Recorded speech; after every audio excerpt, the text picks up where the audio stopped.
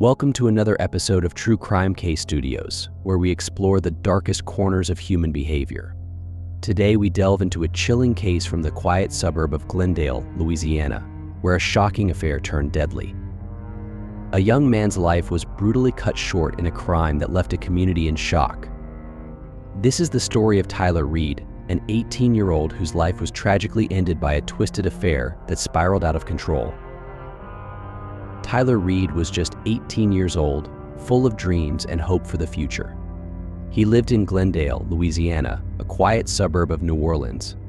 Tyler was a senior at Westwood High School, where he excelled in both academics and auto shop. He had a real passion for cars, spending hours working on engines, dreaming of one day opening his own auto repair shop. His friends often saw him with grease-stained hands, tinkering with old cars in his driveway. Tyler lived with his grandmother, a woman who had gone blind and needed his daily care. Despite his age, Tyler took on the responsibility with maturity far beyond his years. He balanced school, a part-time job at a local garage, and caring for his grandmother without complaint. People in the neighborhood often commented on his kindness, noting how he always made time to help out anyone who needed a hand. Tyler had been dating Emily James for 2 years. Emily, also 18, was a smart, driven young woman who shared his dreams of a bright future. They talked about getting married after graduation and starting a family. Tyler often saved his money to take Emily out to nice places like Bella's Cafe, where they would dream about their future over a nice meal. The couple was inseparable, and everyone expected them to have a long, happy life together. But beneath the surface, there was a dark secret. Tyler was having an affair with Emily's mother, Rachel James, a 43-year-old woman who ran a multi-level marketing company called Beauty Bliss. Rachel was attractive and successful, but she had a complicated relationship with her daughter, often competing with her for the attention of men. Tyler's affair with Rachel was a secret that weighed heavily on him and complicated his life in ways he hadn't anticipated. Despite his dreams and plans, Tyler's life took a tragic turn. His secret affair would soon lead to a shocking and violent end, leaving the community of Glendale stunned and his loved ones devastated by the loss of a young man who had so much potential. On the morning of August 12, 2021, Glendale, Louisiana, was already feeling the oppressive summer heat. Around 8 a.m., Tyler's grandmother, Mabel, noticed something was wrong. Mabel, blind and dependent on Tyler for care, hadn't heard him moving around the house that morning. Worried, she called out to him, but there was no answer. She sensed something was off and, despite her disability, managed to dial a neighbor, Mrs. Alice Dupree, for help. Mrs. Dupree, a retired nurse who lived just 2 houses down, rushed over. She had known Tyler since he was a little boy and couldn't imagine anything being seriously wrong. But as soon as she stepped into the house, she felt a chill. The living room was eerily quiet, and there was an unusual metallic smell in the air. Mrs. Dupree called out to Tyler, but the house remained silent. She followed the scent to Tyler's bedroom. As she pushed the door open, the sight before her was unimaginable. Tyler's lifeless body lay sprawled on the floor, practically floating in his own blood. He'd been brutally stabbed multiple times, and his eyes were almost gouged out. The knife, still soaked in blood, was on the floor beside him. Mrs. Dupree froze in shock, her hand trembling as she dialed 911. Her voice, usually calm and reassuring, was shaky as she reported the scene to the operator. "Oh, Sheriff, there's blood everywhere," she stammered. Within minutes, police and paramedics arrived at the modest one-story home on West Pine Avenue. The flashing lights and the crowd of neighbors who gathered outside added to the surreal atmosphere. As the first responders entered the house, they were met with a gruesome scene that would haunt them for years. Mrs. Dupree, who had initially tried to stay calm, was now visibly shaken, leaning on another neighbor for support. Mabel, still in her chair in the living room, kept asking what was happening, unaware of the horror just a few rooms away. The once quiet neighborhood was now the epicenter of a brutal crime, one that would leave everyone reeling.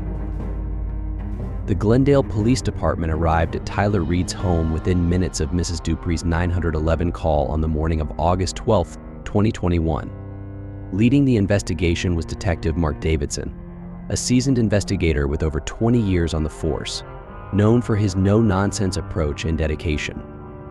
Davidson was a respected figure in the department. He was joined by Detective Sarah Martinez, a younger, sharp-minded officer with a keen eye for detail. As they entered the house, the crime scene was immediately overwhelming. The once cozy bedroom was now a gruesome sight. Blood spattered the walls and floor, creating a chaotic pattern that told the story of extreme violence and desperation. The smell of iron hung thick in the air, mixing with the oppressive heat of the August morning. Tyler's body lay crumpled on the floor, the brutality of the attack evident from the multiple stab wounds and the near gouging of his eyes. The kitchen knife used in the attack, a common but deadly weapon, was found beside him, covered in blood.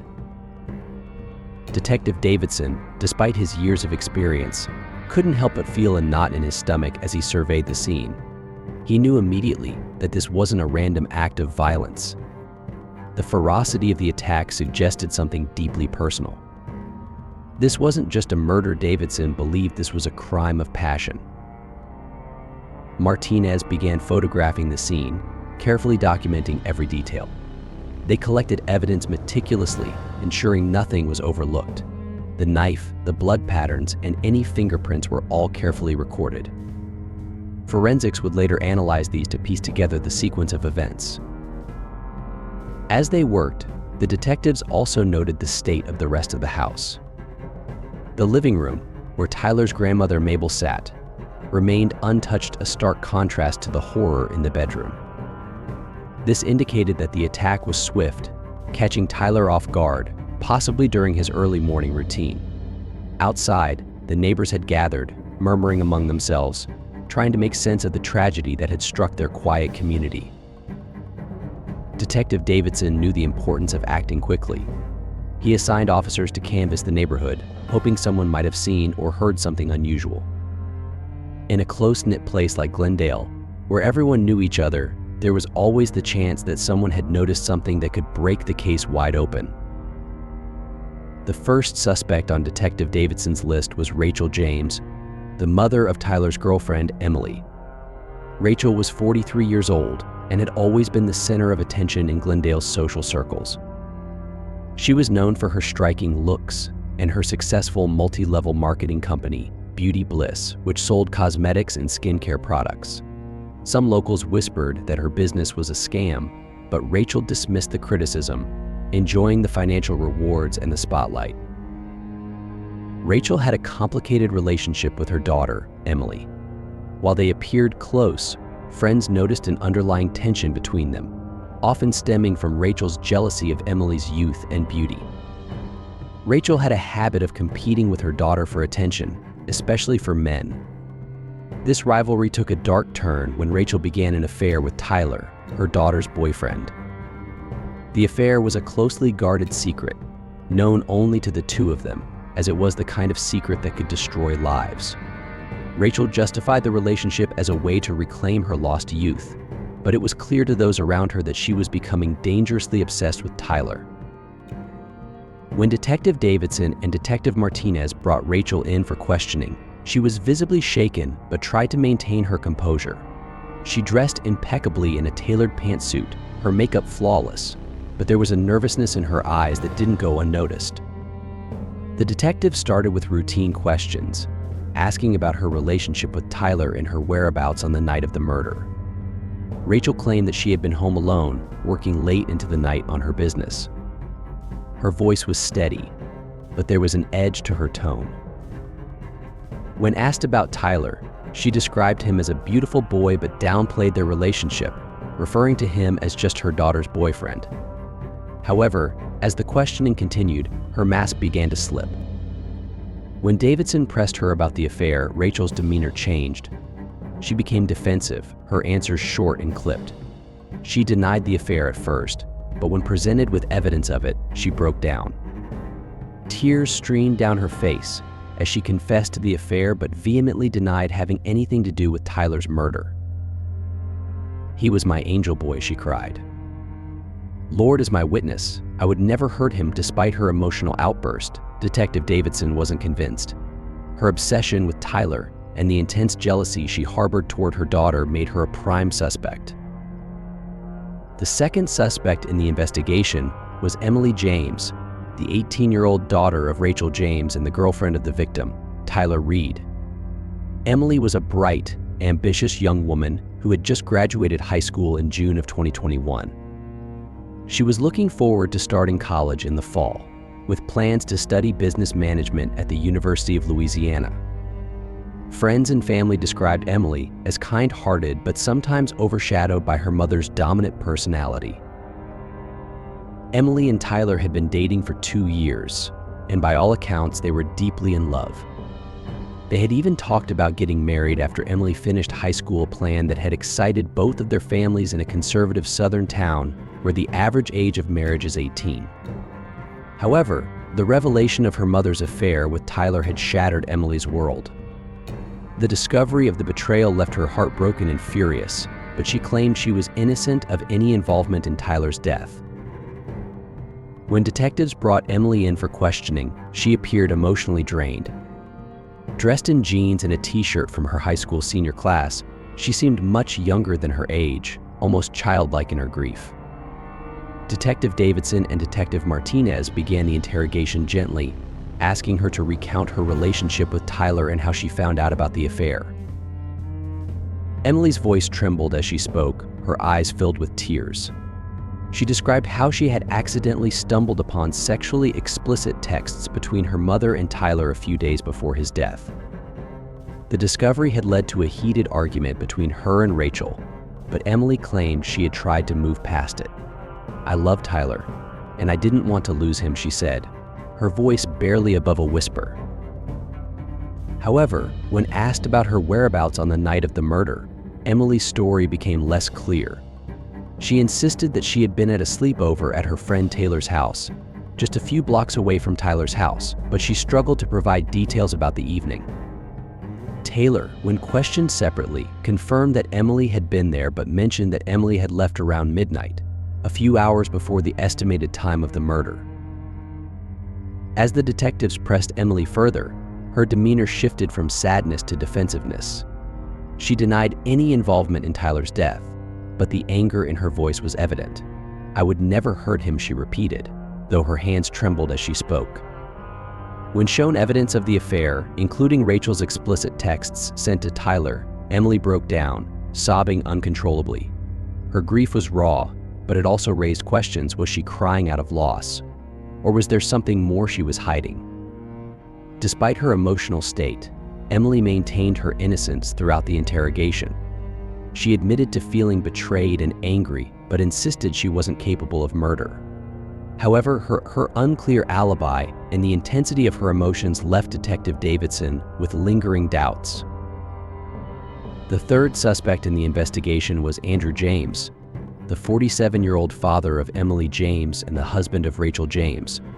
Andrew was a successful lawyer known locally as an ambulance chaser due to his reputation for taking on personal injury cases.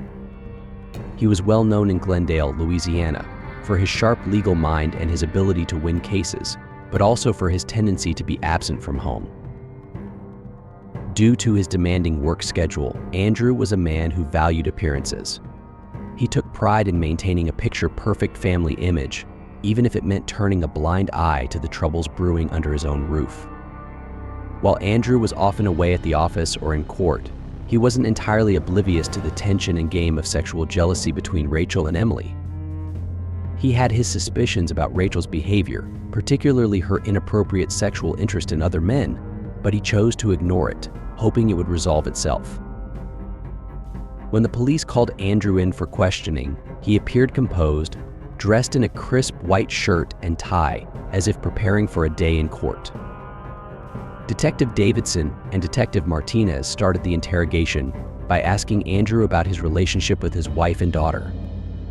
Andrew described his marriage to Rachel as complicated but insisted that they had a strong bond and had sex regularly.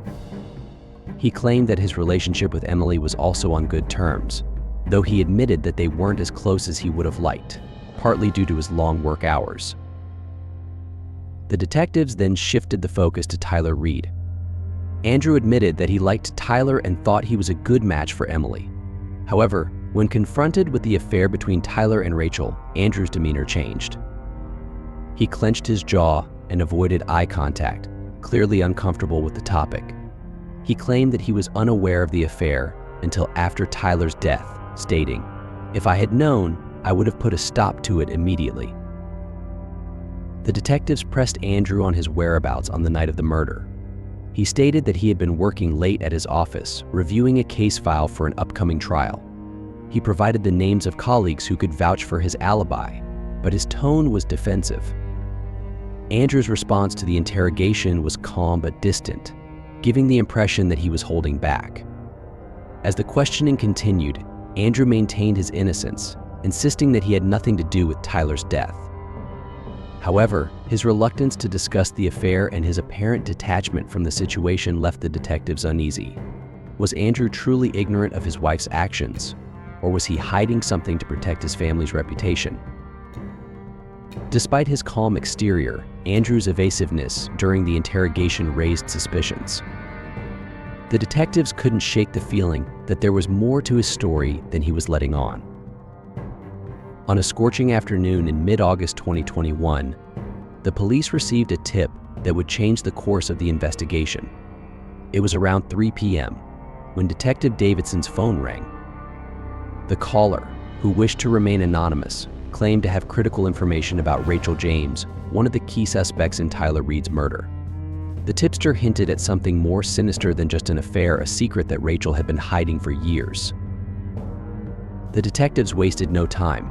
They drove straight to Rachel's office, located in a small nondescript building on the outskirts of Glendale. The sign above the door read Beauty Bliss, the name of the multi-level marketing MLM company Rachel had been running for nearly a decade. From the outside, the office looked like any other small business, but inside, the detectives would uncover a shocking twist. As they entered the office, the detectives were struck by the eerie quiet. The place was filled with beauty product shelves lined with creams, lotions, and makeup, but there were no employees in sight. Detective Martinez noticed a locked door at the back of the office. After some persuasion, Rachel's assistant, a nervous young woman in her early 20s, reluctantly handed over the key. Behind the door was Rachel's private office, and what the detectives found inside was both disturbing and revealing. The walls were covered with photographs, many nude, of Tyler, most of them sexually explicit and inappropriate. In one corner, there was a makeshift love shrine dedicated to him, complete with candles, trinkets, and handwritten notes. It was clear that Rachel's obsession with Tyler had gone far beyond a mere affair. But that wasn't all. As the detectives searched the office, they stumbled upon a stack of documents that exposed the dark side of Beauty Bliss. The MLM scheme was not just a business, it was a scam that preyed on poor Southern women, many of whom were single mothers struggling financially. The documents revealed that Rachel had been exploiting these women, convincing them to invest thousands of dollars in beauty products they couldn't sell, while forcing them to work up to 20 hours a day to pay off their debts. The financial strain had ruined hundreds of lives, leaving these women in despair. The discovery of Rachel's fraudulent business practices provided a new motive for the murder. Rachel's world was beginning to crumble, and the pressure of maintaining her image, combined with her obsessive love for Tyler, may have driven her to kill. With this new evidence, the police had a clearer picture of Rachel James, a woman who would do anything to protect her secrets, even if it meant committing murder. The detectives knew they were closing in on the truth, but they also realized that uncovering the full extent of Rachel's crimes would be no easy task. True crime case solvers interested in more real-life murder mysteries? Be sure to like and subscribe to our channel. Do you have any thoughts about this case or have a case of your own you'd like us to investigate? Leave us a comment. Stay safe, true crime case solvers. On August 21st, 2021, the police in Glendale, Louisiana, were finally ready to make their move. After piecing together the evidence, including the disturbing findings at Rachel James' Beauty Bliss office, They had no doubt about who was responsible for Tyler Reed's brutal murder. Rachel, 43, had become increasingly sexually obsessed with her daughter's boyfriend, leading her to commit an unthinkable crime. Rachel James was known as a charismatic and successful businesswoman, running a multi-level marketing MLM company called Beauty Bliss. But behind her polished exterior, Rachel was hiding dark secrets. The investigation revealed that she had been having an affair with Tyler for several months. When Tyler tried to end the affair to focus on his relationship with Emily, Rachel's obsession turned deadly. On the night of the murder, Rachel confronted Tyler in the kitchen of his grandmother's house, a place Tyler had taken Rachel to have sex many times. Fueled by jealousy and the fear of losing control, Rachel grabbed the kitchen knife and stabbed Tyler multiple times. The attack was vicious, leaving him with deep wounds and nearly gouged out eyes.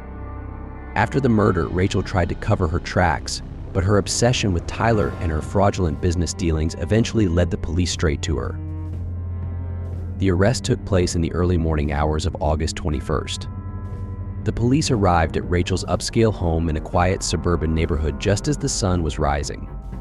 They knocked on the door, and Rachel answered, still dressed in her silk pajamas, clearly not expecting visitors. The detectives calmly informed her that she was under arrest for the murder of Tyler Reed. Rachel's reaction was a mixture of shock and defiance. She tried to maintain her composure, but the police could see the panic in her eyes. As Rachel was handcuffed and led to the police car, her neighbors watched in disbelief. Many of them had admired Rachel for her business success, not knowing the truth behind her glamorous facade. The news of her arrest spread quickly through the community, and by the time the police car pulled away, the streets were buzzing with gossip. Back at the station, Rachel was booked and placed in a holding cell. The detectives interviewed her, but she denied everything, insisting that she was innocent. However, the evidence against her was overwhelming, and the police were confident they had the right person. The arrest brought a sense of relief to Tyler's family, who had been living in fear and uncertainty since his death. The case was far from over, but with Rachel James in custody, the police were one step closer to achieving justice for Tyler Reed. The trial of Rachel James for the murder of Tyler Reed began on November 8, 2021, at the Jefferson Parish Courthouse in Glendale, Louisiana. The case had drawn significant media attention, with local news outlets like the Times-Picayune covering every detail. The courtroom was packed with spectators eager to see how the case would unfold. The prosecution was led by Assistant District Attorney Mark Trimble, a seasoned lawyer known for his tenacity in the courtroom. Trimble, 52, had a reputation for being thorough and reliable, and this case was no exception. From the outset, he painted a damning picture of Rachel as a woman driven by jealousy and obsession. He argued that Rachel had brutally murdered Tyler in a fit of rage after he tried to end their affair, using the physical evidence and testimony from investigators to support his case. Trimble also exposed Rachel's MLM business, Beauty Bliss, as a fraudulent scheme that preyed on vulnerable women, adding to the portrait of her as a manipulative and dangerous individual. The prosecution argued that the pressure from the failing business, combined with her obsessive relationship with Tyler, led Rachel to murder him in cold blood. On the defense side was attorney Charles Chuck Lemoy, a sharp and experienced lawyer with a history of defending high-profile clients. Lemoy, 48, was known for his calm demeanor and ability to create doubt in the minds of jurors. He argued that the evidence against Rachel was circumstantial and suggested that someone else, possibly Emily James, could have committed the crime.